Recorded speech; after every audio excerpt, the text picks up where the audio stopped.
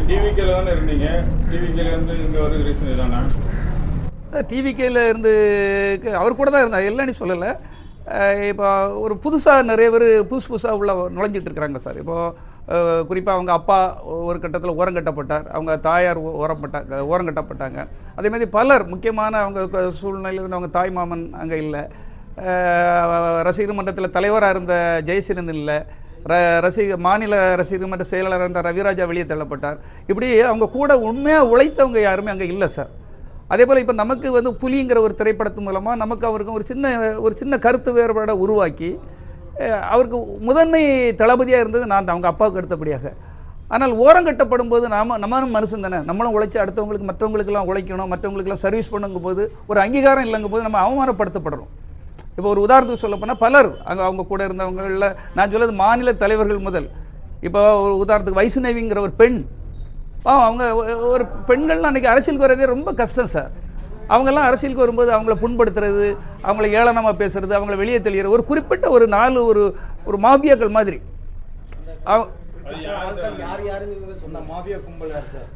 Mafia கும்பலுக்கு நாம் ஒருத்தர் சொல்ல முடியாது சார். இப்போது ஒரு உதாரணத்துக்கு இவர் நம்ம ஆதவர்ஜனா இப்போ வந்தார், அவர் யார், அவருக்கு பேக்ரவுண்ட் என்ன? அதே போல் செங்கோட்டையன் 50 ஆண்டுகள் ஒரு கட்சியில் இருந்துட்டு அங்கே உள்ளதெல்லாம் சுகபோகங்களை அனுபவிச்சுட்டு இன்றைக்கி அவர் ஒரு ரிட்டையர்டு கேஸ் ஆகும்போது இவர் ஒரு தலைவர்னு சொல்லி அவருக்கெல்லாம் இதெல்லாம் யோசனை பண்ணி பார்க்கும்போது ஒரு நல்லவர்கள், வல்லவர்கள், புதிய சிந்தனையாளர்கள், அவருக்காக உழைத்தவர்கள் யாருக்கும் அங்கே மரியாதை இல்லைங்கிறது நல்லா தெரிஞ்சிடுச்சு. குறிப்பாக இன்னும் சொல்லப்போனால் அவங்க முதல்ல என்ன சொன்னாங்க, எங்களுடைய விஜய் அவர்களுக்காக கட் அவுட் வைத்தவர்கள், பேனர் வைத்தவர்கள், பாலாபிஷேகம் பண்ணவர்கள், அவருக்காக உழைத்தவர்கள், ஆரம்பத்திலிருந்து உழைத்தவர்களுக்கு தான் பதவி அப்படின்னு சொன்னாங்க. இன்னைக்கு யாருக்காவது அதில் ஒரு ஆள் பதவியில் இருக்காங்களான்னு நீங்கள் சொல்லுங்கள் பார்ப்போம். யாருக்குமே இல்லை. புசியானதெல்லாம் நாங்கள் வச்ச ஆள் எல்லாமே இடையில் செருகப்பட்டவர்கள், இடையில் வரப்பட்டவர்கள். அப்படின்னா உழைத்தவர்களுக்கு அங்கே மரியாதை இல்லை என்று சொல்லும்போது இப்போ நம்மெல்லாம் எந்த ஒரு அலிகேஷனும் கிடையாது. 27 ஆண்டுகள் அவங்க அப்பாக்கிட்டேயும் அவங்ககிட்டயும் ஒரு மிஸ்டர் கிளீன்னு பேர் எடுத்துகிட்டு வந்திருக்கிறோம். ஒரு உதாரணத்துக்கு சொல்ல போனால் ஒரு பெண், இதே மாவட்டத்தை சேர்ந்த அஜிதானி ஒரு பெண், அவங்களுக்கு ஏதோ ஒரு பிரச்சனை இருக்கு இல்லையா, ஏதோ பிரச்சனை சொல்லக்கு வராங்க, மனசில் ஒரு கஷ்டம் இருக்கும்போது யார்கிட்ட சொல்ல முடியும்? தலைவர்கிட்ட தான் சொல்ல முடியும். அந்த தலைவரே அதை பார்க்காம அந்த காரை அப்படி தூக்கி ஓவர்டேக் பண்ணிட்டு போகும்போது ஒரு 2 நிமிஷம் இறங்கி நின்று பேசிட்டு அந்த பிரச்சனைக்கு ஏதோ ஒரு முடிவு, சரி இந்த பதவி இல்லையா, இன்னொரு பதவியை கொடுங்கப்பா, ஒரு 4 பேர் சேர்ந்த அந்த பெண்ணுக்கு என்ன பிரச்சனை நீ பேசி முடிங்கப்பா. இதை பேசி முடிக்கிறதுக்கு என்ன, பின்பக்கம் சோறு குதிச்சு போகிறான் புசியானந்த், இந்த பக்கம் இவர் கண்டுக்காமல் போகிறாரு. ஒரு பெண்கிறவங்களுக்கு முன்னுரிமை கொடுக்கணும், பெண்களுக்கு மதிப்பு கொடுப்பேன்னு சொன்னவங்க நீங்கள் இப்படி அசால்ட்டாக போகலாமா? நீ பாருங்கள், அந்த பெண் வந்து தூக்கு மாத்திரை சாப்பிட்டு ஏதோ அவங்க ஒரு மருத்துவமனையில் இருக்கிறாங்க. இதெல்லாம் கஷ்டம் தானே. இதே போல் ஒரு மாவட்டம் அல்ல, தமிழ்நாடு முழுக்க பல மாவட்டங்களில் இது நடந்து கொண்டிருக்கிறது. என்கிட்ட கிட்டத்தட்ட அதிருப்தி மாவட்ட செயலாளர்கள் 20 பேர் என்கிட்ட பேசிகிட்டு இருக்காங்க. என்ன எங்களுக்கு ஏதாவது வழி பண்ணுங்கன்னு என்கிட்ட கேட்குறாங்க. ஏன்னா நான் அவங்க கூட இருந்தவன், நாங்கள் தான் அவங்களுக்கு பதவி போட்ட ஆட்கள். என்கிட்ட கேட்குறாங்க, என்கிட்ட ஆமாம் திமுக எங்களை இணைச்சி விடுங்கண்ணே, எங்களால் இருக்க முடியல, கஷ்டமாக இருக்குது, ஒரே புல்லுரிகள் கூட்டமாக இருக்குது, எதுக்கெடுத்தாலும் பணம் கேட்குற கூட்டமாக இருக்குது, மனசெல்லாம் வேதனைப்படுறோம்னு கேட்குறாங்க. நான் இது பொய் சொல்லலை. ஏன்னா நான் மாவட்ட செயலாளர்கள்லாம் நாங்கள் நிறைய கூடால அவங்களுக்கு ரசிகர் மன்ற நிகழ்ச்சிகள், மக்கள் இயக்கமாக இருக்கும்போது நிறைய நிகழ்ச்சிகள் பண்ணனால அவங்க கூட தொடர்பில் இருக்கிறேன். அவங்க மனவேதனை நம்மகிட்ட குமுறுறாங்க. அப்போது இது ஒரு தலைமையில் இருக்கிற ஒரு விஜய் வந்து கண்ணும் கருத்துமா இல்லைன்னா இந்த இயக்கம் எப்படி வளரும்? நான் எப்படி அந்த இயக்கத்துக்குள்ளே என்ன விடுவான்? நான் எப்படி ஒர்க் பண்ண முடியும்? இப்போ என்னை மாதிரி எத்தனை பேர் குமரிக்கிட்டு இருக்காங்க நினச்சி பாருங்க. போனாலும் தெரியுதா தெரியல, அவருக்கு தெரியலையே, அவர் என்ன பண்ணிட்டு இருக்காருன்னே தெரியல. ஒரு பெண் முன்ன போகும்போதே அந்த பெண்ணே பார்க்கலன்னா அவர் யாரை பார்ப்பாரு? பெத்த அப்பனே பார்க்கல சார். பெத்த அப்பனுக்கு அவருக்கு ஒரு இது கொடுத்து ஒரு அப்பாயின்மெண்ட் கொடுத்து பார்க்கலாம்ல.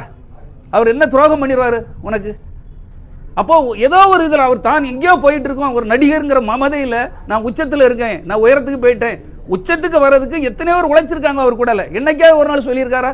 அப்போ யாரோ அவர் தவற மமதையில் கொண்டு போய் தவற வழி நடத்தி கொண்டிருக்கிறார்கள். இப்படிப்பட்டவங்க இந்த நாட்டுக்கு வந்தால், இந்த நாட்டுக்கு அவர் சொல்கிறார்ல தீய சக்தி, அவர் தான் உண்மையிலே தீய சக்தி. ரசிகர்களுக்கு ஒன்றும் செய்யலை, அவர் நம்பி இருந்த ப்ரொடியூசர்ஸ்க்கு யாருக்கும் நல்லது செய்யலை, அவர் கூட இருந்த உண்மையாக உழைச்சவங்களுக்கு நல்லது செய்யலை, அவங்க அம்மா அப்பாவுக்கு எதுவும் நல்லது செய்யலை. இவர் யாருக்கு என்ன நல்லது பண்ணிவிடுவான்னு நீங்கள்லாம் நம்பிட்டு இருக்கிறீங்க. நான் ரசிகர்களுக்காக தான் சொல்கிறேன். ஒரு ரசிகர் திருநெல்வேலி மாவட்டத்தில் ஒருத்தன் மதுரை மாநாட்டு போக 25,000 ரூபா கந்து வட்டிக்கு என்கிட்டே கேட்டான். அவன் எங்கேயோ கந்து வட்டிக்கு வாங்கிட்டு பணம் கட்ட முடியாமல் ஊரை விட்டே போயிட்டான். ஒர்க் ஷாப்பில் வேலை பார்க்குற பையன். இந்த நிலைமை பலருக்கும் இருக்குது. நான் அதுக்கு தான் சொல்கிறேன், உங்கள் வேலையில பாருங்கள், உங்கள் தொழில் உங்களுக்கு முக்கியம். ஏன்னா இவரை நம்பி போய் இவர் யாருக்கும் செய்ய மாட்டார். இந்த வைஷ்ணவனி ஒரு பொண்ணு பொம்பளை இப்போ எப்படி போச்சு, இதே மாதிரி பல பெண்கள், பல ரசிகர் மன்ற தலைவர்கள் கண்டுக்க மாட்டாங்க சார். எத்தனை இடத்துல போராட்டம் நடத்திட்டு இருக்கு, வீட்டு முன்ன போராட்டம், ஒவ்வொரு மாவட்டம் தோறும் போராட்டம், ஆரம்பிக்கல இத்தனை போராட்டங்களை நீங்கள் சமாளிக்கலன்னா நீங்கள் என்ன, இந்த மக்களுக்கு என்ன செய்திருக்கீங்க? நீங்கள் இதுவரை இந்த மக்களுக்கு என்ன செய்திருக்கீங்க? நான் உச்சத்தில் இருக்கேன்னு சொல்கிறீங்க. ரெண்டாவது விஷயம், நான் 200 கோடி சம்பளத்தை விட்டுட்டு வரேங்கிறீங்க. இந்த 200 கோடியில் நீங்கள் நல்லா ஒரு கடைசி ஒரு 2 வருஷமாவது ஒரு 100 கோடி ரூபாய் இந்த மக்களுக்கு ஏதாவது சர்வீஸ் பண்ணியிருக்கலாம் இல்லையா? ஏழை பெண்களுக்கு செய்திருக்கலாம் இல்லையா? விவசாயிகளுக்கு செய்திருக்கலாம் இல்லையா? செய்யணும்னா செய்யலாம். நான் எங்கள் மாவட்டத்தில் கிட்டத்தட்ட திருநெல்வேலி கன்னியாகுமரி மாவட்டத்தில் 40 பள்ளிக்கூடங்கள் கட்டி கொடுத்துருக்கேன் சார். நான் தனிநபராக கட்டி கொடுத்துருக்கேன். கல்வெட்டுகள் இருக்கிறது. அப்போ நீங்கள் நினச்சா இத்தனை கட்ட முடியும். நான் எல்லாமே பல லிஸ்ட் போட்டு கொடுத்துருக்கேன் சார். யார் செய்கிறது, யார் உள்ள முதல்ல விடுறது, உள்ளே சேர்க்க மாட்டாங்களே, கூர்க்காம தள்ளி விட்டுறாங்களே. இருக்கும்போது நம்ம செய்யறதுக்கு சொல்லியிருக்கேன் சார், சொல்லாமலாம் இல்லை. நான் ஒரு திட்டம் சொல்லியிருக்கேன் சார். எங்கள் சென்னை டு கன்னியாகுமரி வரை இந்த ஆறுகளை சுத்தப்படுத்துவோம், தூய்மைப்படுத்துவோம். கடைநிலை மடைகளுக்கெல்லாம் தண்ணி கொண்டு போவோம். இப்போ குளங்களை தூர் வருவோம். பெரிய பட்ஜெட்லாம் இல்லை, ஒரு 15 கோடி ரூபா தான் பட்ஜெட்டு. என்எஸ்எஸ், சமூக ஆர்வலர்கள், நம்ம தொண்டர் படையெல்லாம் வச்சு பண்ணுவோம். அவங்களுக்கு அதிலலாம் அந்த அக்கறைகள்லாம் கிடையாது சார். பெரிய கூட்டத்தை காமிக்கிற மாதிரி காட்டி, பாவலை காட்டி, பெரிய பேரம் பேசலாம், ஏதாவது கட்சி கூட பேரம் பேசி அவங்களுடைய மோட்டிவேஷன் ஏதாவது பெரிய பணத்தை புனிக்கிட்டு போயிடணும் சார். வந்திருக்கவங்களுடைய எண்ணமே திட்டங்களே அதுதான். அதை நம்பி இந்த பாவம் அப்பாவி ரசிகர்களை ஏமாற்றி விடக்கூடாது, இந்த மக்களுக்கு ஏமாற்றம் நடந்து விடக்கூடாது, இந்த மக்களுடைய வளர்ச்சியும் முன்னேற்றமும் தடைப்பட்டு விடக்கூடாது என்பதற்காக இந்த மக்கள் மீது உள்ள அக்கறையில் நான் அந்த மக்களை நேசிப்பவன், என் சமுதாயத்தை நேசிப்பவன், என் ஏழை இளைஞர்கள் தவறான வழியில் சென்று விடக்கூடாது என்பதற்காக தான் திரும்ப திரும்ப சொல்லிக்கிட்டு இருக்கேன். விஜய் பிஜேபியோட பி டீம், அவர் பிஜேபி பற்றி விமர்சனம் பண்ண மாட்டார் அப்படின்னு சொல்லி பொதுவாக அரசியல் வட்டாரத்தில் ஒரு பேச்சு இருக்குது. என்ன கண்டிஷனில் சார் இப்போ அவர் பேச மாட்டார் சார். இப்போ ஒரு உதாரணத்துக்கு சொல்கிறேன் சார். இன்னைக்கு உங்களுக்கு எஸ்ஐஆர்னு ஒன்று கொண்டு வந்து இன்னைக்கு இந்த ஓட்டு நிறைய பேர்த்துக்கு ஓட்டு இழந்து நிற்கிறாங்க.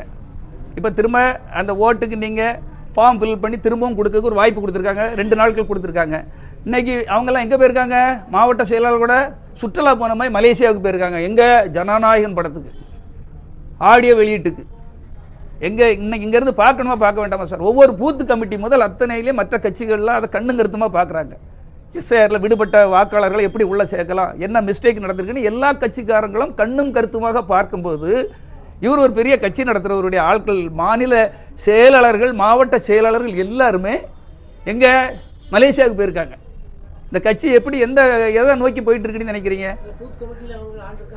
எங்கே இருக்காங்க சார்? அந்த கட்டமைப்பே இன்னும் வலுப்படுத்தலை சார். அவர் என்ன நினைக்கிறாங்கன்னா சார், எம்ஜிஆர் மாதிரி ஈஸியாக ஒரே நாளில் இப்படி பண்ணல. எம்ஜிஆர் என்ன கஷ்டப்பட்டாருன்னு உங்களுக்கு தெரியல.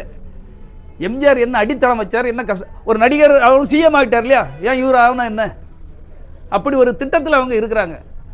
அதனால் பாதிக்கப்பட போகிறது தமிழ்நாட்டு மக்களும் தமிழ்நாட்டு இளைஞர்களும் தமிழ்நாட்டு நலம்தான் என்பதை தெளிவாக நான் சொல்கிறேன், கடமைப்பட்டிருக்கேன் சார். அவர் கூட இருந்தவன் எனக்கு தான் தெரியும். நான் உண்மையை சொல்வதில் பயப்பட போகிறதும் கிடையாது சார்.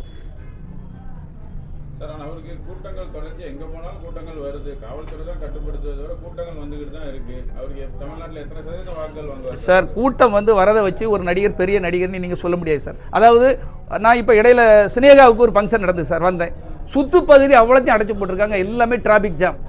ஒரு நமிதா வந்தாலோ, ஒரு அந்த காலத்தில் சில்க் சுமிதா வந்தால் மொத்தமாக டிராஃபிக் ஜாம் ஆகும்பாங்க. ஒரு நடிகரை பார்க்க எல்லாரும் ஆசைப்படுவாங்க சார்.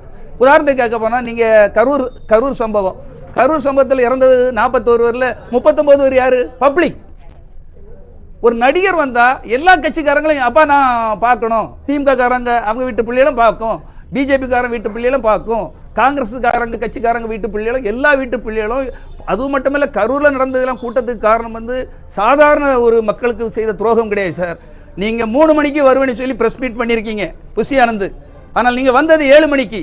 திட்டமிட்ட சதி அவங்க பண்ணது. ஏன்னா அந்த டைம் பிரைம் டைம் கிடையாது. 3 மணிங்கிறது ஒரு கொஞ்சம் டிராஃபிக் கம்மியாக இருக்கிற டைம்.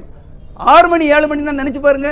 அந்த கூட்டம் வரணும், க்ரௌட் ஆகணும், பிரச்சனை ஆகணும், சாகணும், சாகடிக்கப்படணும்னு திட்டம் போட்டு பண்ணது சார். ஓட்டு போடணும், கொஞ்சம் பேர் போடுவாங்க சார், இல்லைன்னு சொல்லலை. இன்னும் அவர் ஒரு நடிகரை, அவர் ஒரு மாயத்தில் அவர் கிளாமரை நம்புறவங்க கண்டிப்பாக போடுவாங்க சார். ஆனால் நான் வந்து அவர் கூட இருந்தவன், நான் சொல்கிறேன். ஆமாம் சார், எனக்கு தெரியல. ஆனால் திராவிட முன்னேற்ற கழகம் அவங்க வந்து வெற்றி பெறுவார்கள். ஏக்குன்னா அவர் திட்டங்கள் அவ்வளோ ரொம்ப சிறப்பாக பண்ணிட்டு இருக்காங்க சார். ஒரு நாள் அவர் தூங்குறத நான் கொஞ்ச காலமாக பார்த்துருக்கேன், தூக்கமே இல்லாமல் அத்தனை அந்த மக்கள் மீது அக்கறையோடு பணியாற்றி கொண்டிருக்கு. இவங்க இந்த மாதிரி விளையாட்டுத்தனமாக பண்ணிட்டு நம்ம இவ்வளோ சுருட்டிக்கலாம், அவன் இவ்வளோ சுருட்டிக்கலாம், மாவட்ட லெவலில் இவ்வளவு, ஒன்றிய லெவலில் இவ்வளவு வசூல் பண்ணலாம், வசூல் வேட்டை பண்ணலாம், நம்ம சிஎம் ஆகிடலாம், அப்படியா இந்த கனவுகள் வந்து தமிழ்நாட்டு மக்கள்கிட்ட அது எடுபடாது என்பது என்னுடைய கருத்து. ஆமாம், நான் வந்து அடுத்த வாரம் வந்து சென்னைக்கு போகிறேன். போகும்போது அவங்களெல்லாம் நான் வந்து ஒன்று சேர்ப்பேன். யாரெல்லாம் அதிருப்தியாளர்கள் இருக்காங்க, ஏன்னா அவங்க வாழ்க்கையே போச்சுன்னு சொல்கிறாங்க. எங்கள் வாழ்க்கையே போச்சு சார், 30 வருஷம் அவர் கூட ரசிகர் மன்றத்தில் இருந்தோம், அவருக்காக கொடி கட்டினோம், தோரணம் கட்டினோம், பாலாபிஷேகம் கும்பாபிஷேகம் எல்லா அபிஷேகத்தையும் பண்ணிட்டோம், ஆனால் எங்களுக்கு ஒரு விடிவு காலம் கிடைக்காதா அப்படின்னு ஏங்கிக்கிட்டு இருக்கவங்களே நான் கண்டிப்பாக அந்த அவங்களுக்கு மாற்று வழி விரும்புவாங்க இல்லையா, அவங்களே கண்டிப்பாக திராவிட முன்னேற்ற கழகத்தில் நான் சேர்த்து விடுவேன். பொங்கலுக்கு பிறகு கண்டிப்பாக இருக்கும் சார், கண்டிப்பாக இருக்கும். இல்லை சார், அவர் வந்து வருமான வரிக்காக மட்டும் இல்லை சார், பொதுவாகவே சுகமாக வாழ்ந்தவர் சார். ஒரு கூண்டு பறவைம்பாங்களே, கூண்டு கிளிகள்பாங்க இல்லையா, ஒரு கூண்டு கிளிக்கு என்ன தெரியும், அவர் ஒரு கூண்டு கிளிக்கு ஒரு பறவை போல் இருந்தவர். அவங்க தந்தையார் அத்தனை பிரச்சனைகளையும் பார்த்துக்கிட்டாரு, கூட இருந்த நாங்கள் பார்த்துக்கிட்டோம். அவருக்கு ஒரு வலுவான கட்டமைப்பு ஆரம்பத்தில் இருந்தது. இப்போ வந்தவங்கெல்லாம் எதுக்கு, பழம் பழுத்து கிடந்தா எதுக்கு சார் வரோம், குருவி பறவைகள்லாம் எதுக்கு வரோம், நல்ல பழத்தை கொத்தி தின்னுட்டு அப்படியே அங்கேயே எச்சம் போட்டுட்டு அப்படியே பறந்து போயிடும், அவ்வளோதான். பழம் இருப்பது வரை அந்த பறவைகள் வரும். இப்போ வந்து சேர்ந்துருக்கவங்க அதே தான் சார். என்ன சார், பழம் மரத்தில் உங்களுக்கு தெரியாது, நீங்கள் பத்திரிகை நண்பர்களுக்கு தெரியாதா எவ்வளோ நாள் இருக்குங்கிறது, அந்த கிளாமர் எவ்வளோ நாள் இருக்குமோ கூட இருந்தாலும் தான் சொல்கிறேன் சார். கிளாமர்னு ஒன்று இருக்குது சார், நடிகருக்கு இருக்கிற ஒரு கிளாமர் இருக்குது சார். நானே இப்போ நினச்சிட்டு இருக்கேன், இவ்வளோ கஷ்டப்பட்டு இன்னைக்கு ஸ்கூல்லையும் ஈலையும் கிட்டே ஒரு நடிகையாக பிறந்திருக்க கூடாதான்னு நான் என்ன நினச்சேன் நொந்துக்கிட்டு இருக்கேன். ஒரு நடிகையாக பிறந்திருப்போம்னா என்ன கூப்பிட்டு வச்சிருப்பாங்க இல்லையா. சட்டமன்ற தேர்தலுக்கு பின்பு தமிழக வெற்றி கழகம் இருக்குமா சார், எப்படி உங்களுடைய கருத்து? சார், என்னுடைய கருத்துப்படி ஆகஸ்ட் மாதம் இல்லை ஜூலை மாதம் டு ஆகஸ்ட் மாதம் சார் அவர் மீண்டும் படப்பிடிப்புக்கு செல்வார். ஜனநாயகன் படம் கடைசி தான் சார். ஜனநாயகன் ஒரு பேர் வச்சிருக்காரு, பிளாக்ல இப்பவுமே டிக்கெட் விற்க ஆரம்பிச்சாச்சு. ஒரு அறிக்கை விடட்டு பார்ப்போம் சார். ஜனநாயகன் படம், என் படம் பேர் ஜனநாயகன். என் ஏழை ரசிகர்களுக்காக இந்த முறை நீங்கள் பிளாக்ல டிக்கெட் விற்கக்கூடாது, நீங்கள் என்ன அரசு நிர்ணயித்த டிக்கெட்டில் மட்டும்தான் படம் பார்க்கணும், அரசு நிர்ணயித்த டிக்கெட்டில் தான் நீங்கள் டிக்கெட் கொடுக்கணும்னு சொல்லி ஒரு அறிக்கை விட்டுட்டு பார்ப்போம் சார். அவருடைய தில்ல பேசுறாரு இல்லையா, பெரிய பெரிய எவ்வளவு சவால் விடுறாரு. நான் சொல்றேன், நல்லா புரிஞ்சுக்கணுங்க சார். உங்க வீட்டு பையன், என் வீட்டு பையன், அவன் வீட்டு பையன், ஒரு ஏழை பாளையில் தான் முதல் நாள் படம் பார்க்க போவான். அவங்கிட்ட நீங்க 2000-3000 டிக்கெட் வாங்குறீங்க. ஜனநாயகன் எப்படி, நீங்க என்ன அரசு நிர்ணயித்த பணமோ அந்த டிக்கெட் தான் வாங்கப்படும் என்று நீங்க தைரியமா ஒரு அறிக்கை விடுங்க பார்ப்போம். உங்களுடைய ஊழல் இல்லாத ஆட்சி, ஒரு மாற்று ஆட்சி நீங்க உருவாக்கிடுவீங்கன்னு நம்ம சவாலாக எடுத்துக்கலாம் சார். இதை பண்ணையில் என்ன பிரச்சனை இருக்கு அவருக்கு? நேருமே சொல்றேன், என்ன அரசு டிக்கெட்டோ அதை மட்டும்தான் வாங்கணும், அரசு டிக்கெட்டு மட்டும்தான் விற்கிறவங்களுக்கு மட்டும்தான் உள்ள உடனடி சொல்றதுல என்ன சார் தப்பு இருக்கு? பண்ண மாட்டாங்க. நான் இதுவே ஒரு கேள்வியா இப்போ வைக்கிறேன், சொல்லட்டு பார்ப்போம். நீங்களே போட்டு சொல்லட்டு பார்ப்போம்.